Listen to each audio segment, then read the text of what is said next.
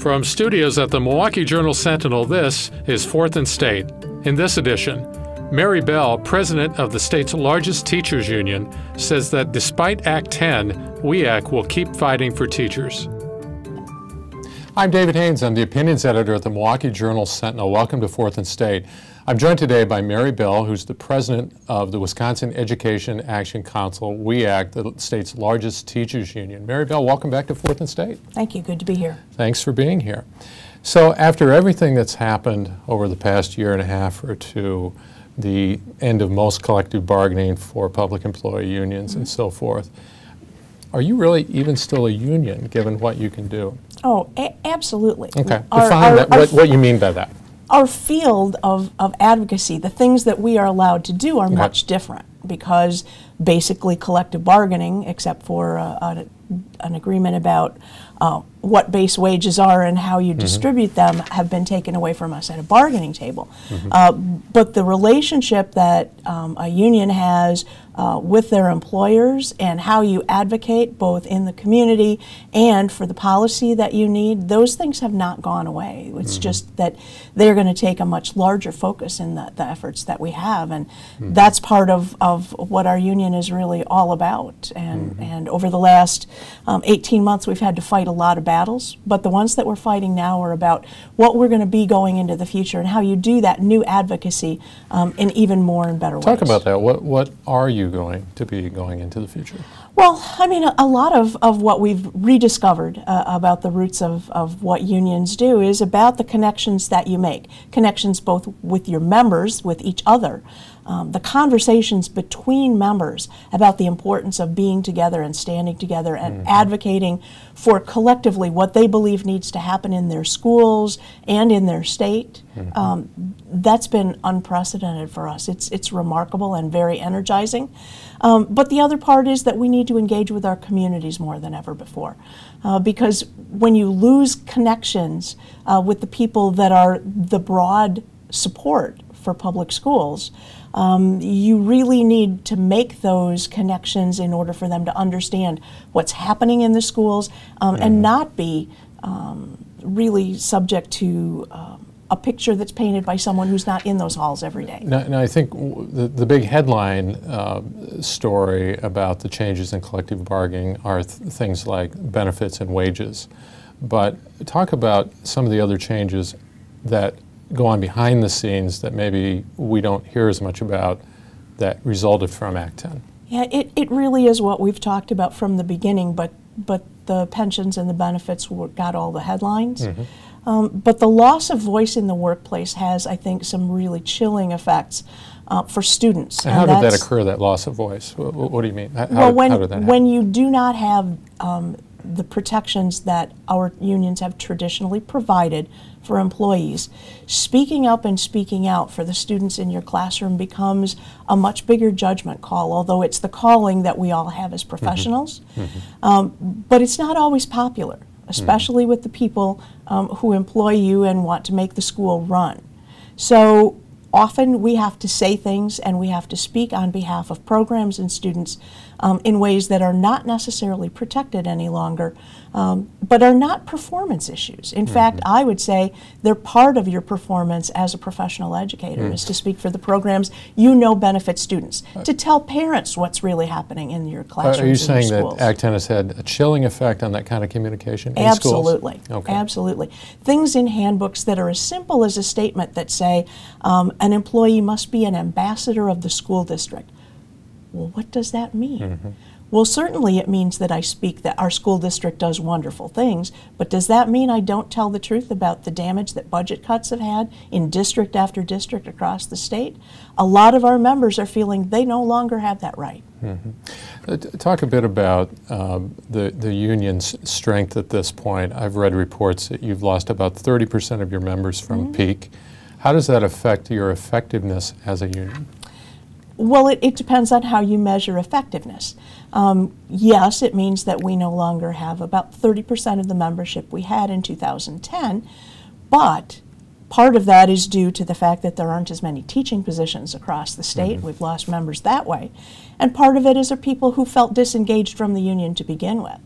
But as I said earlier, what we have are people who believe there's a value to them standing together, who believe in advocacy, and who are engaging each other and their communities in ways that we haven't done in 30 years. Mm-hmm.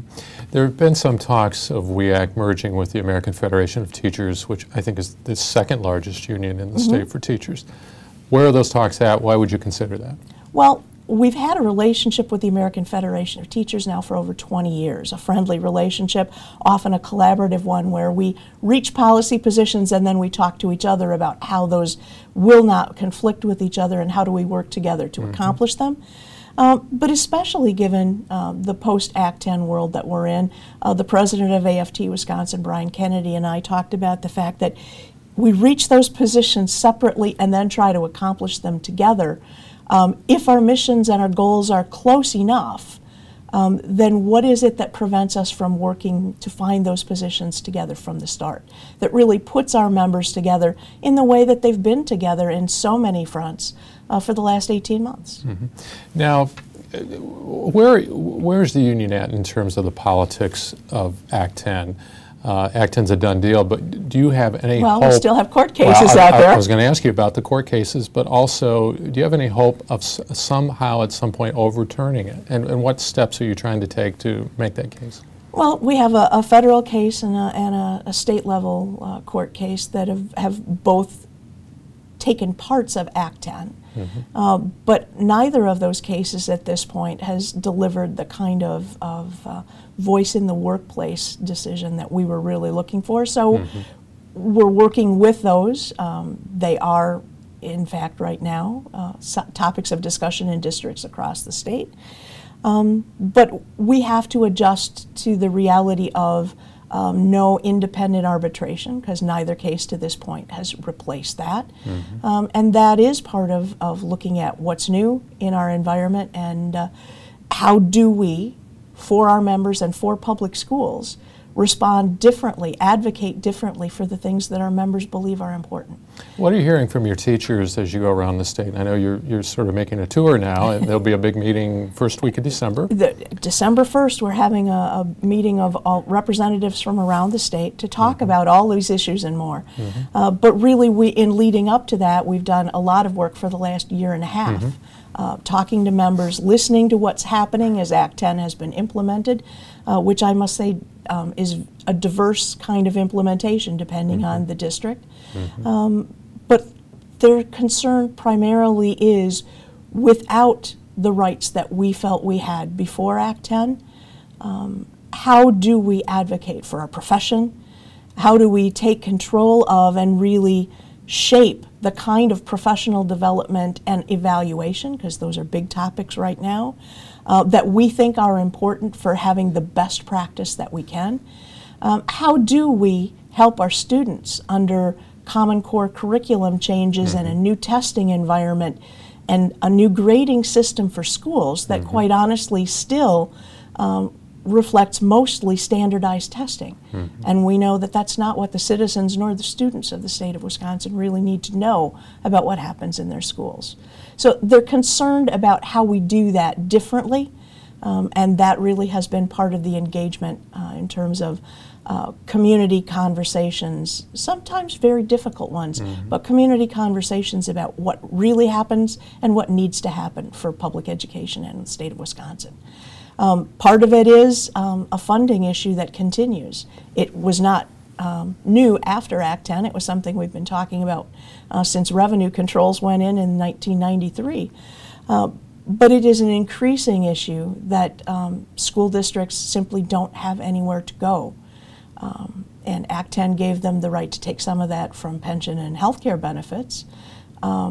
But that doesn't answer the question. What do you think we're likely to see in districts around the state in terms of their budget squeezes over the next 2 years? I've heard people say that the first 2 years were, frankly, the easiest two, and I don't know that they were easy.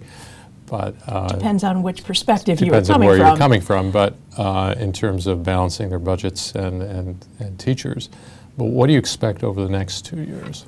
Yeah, the first 2 years balanced out a lot with federal job stimulus money and with pension and health care concessions that came along, but even that didn't totally protect them. We've seen class sizes go up.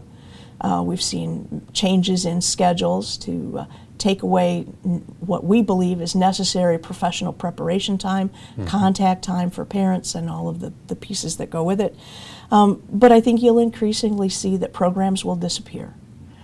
Programs that students have relied on, that the kind of support that we've been able to give, particularly our most challenged students, simply will not be available anymore, and that comes at a great cost for education in the state of Wisconsin. And finally, let me ask you this. After everything that's happened, can you still work with Scott Walker? That remains to be seen. But if we are going to be advocates for the educational policy we need, he's going to be the governor. Mary Bell, thanks for being with us on 4th and State.